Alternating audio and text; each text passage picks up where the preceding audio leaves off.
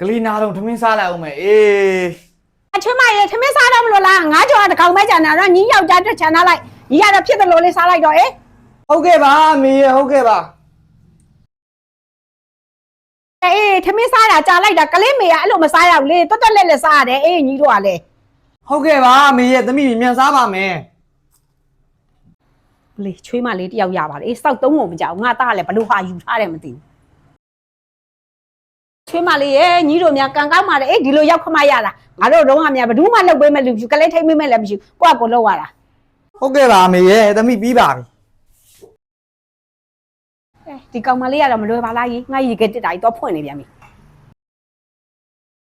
ရေခဲတစ်တာတွေကပန်းတီးတွေတောင်တော်တော်အင်းနေပြီငါသမီးငယ်ဆုံးလေးစားဖို့ထည့်ထားတာပြန်မလာသေးပါလားရေလေးပဲယူတော့တာပါအေးငါသူတို့ခွင့်မရှိပဲနဲ့ဘာမှမယူမစားမယူမတော့ပါဘူးရေပဲတောက်တာပါ